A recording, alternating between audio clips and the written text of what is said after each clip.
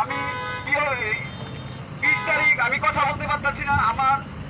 আমাকে এমন ভাবে টর্চার করা হয়েছে যেটা আমি আপনাদেরকে ভাষায় বলতে পারতেছি না। আমার কথা আসতেছে না। আমি 20 তারিখে অ্যারেস্ট হওয়ার পরে আমাকে গুম করার উদ্দেশ্য ছিল, কিন্তু যে কোনো কারণে আমাকে এমন ভাবে টর্চার করেছে আমার কোমরের হাড্ডিটা একদম জোড়া থেকে বিচ্ছিন্ন করে দেওয়া হয়েছিল। আমি এই 20 তারিখ থেকে আজকে পর্যন্ত আমি মেডিকেলে ছিলাম। মেডিকেল থেকে আমি আজকে রিলিজ করে এসেছি। আজকে কেন আমার এরকম হয়েছে? এই বাংলাদেশে বাংলাদেশে কি এরকম রাজনীতি আরো হবে? আমি এরকম ভাবে চর্চা হয়েছি, কেন হয়েছি আমি? কেন আজকে আমার এই পরিস্থিতি?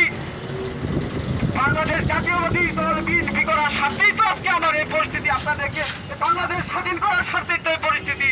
আজকে আমার এই দুঃখের কথা, দুঃখের ইতিহাস আমি কিভাবে আপনাদেরকে প্রকাশ করব?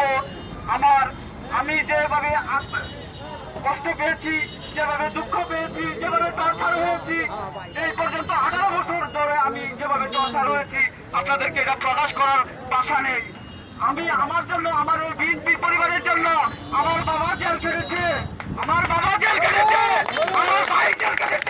আমার লক্ষ লক্ষ টাকা ব্যবসা চলে গেছে।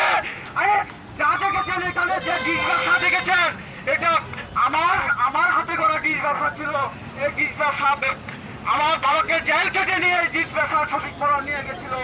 আজকে আমাকে, আমার বাবাকে, আমার ভাই, ছোট ভাই, আমার ফ্যামিলি সকলকে এই সঠিক করণ এইভাবে আমাদেরকে পরিস্থিতি স্বীকার করে সব কিছু নিয়ে গেছে।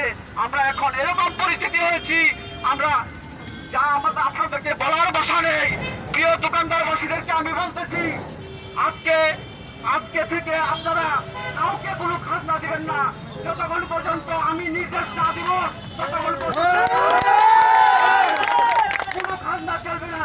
এখানে বাংলাদেশ জাতীয়বাদী দলের একটি অফিস হবে। আজকে থেকে অফিস উদ্বোধন করবো, চেষ্টা করবো আজকে অফিস উদ্বোধন করার জন্য।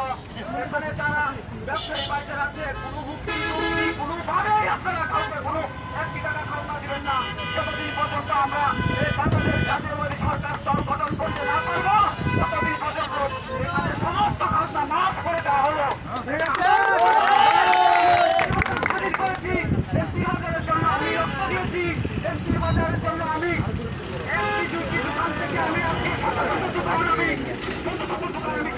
আমি সাজিয়েছি। আমি আপনাদেরকে সকলকে বলছি,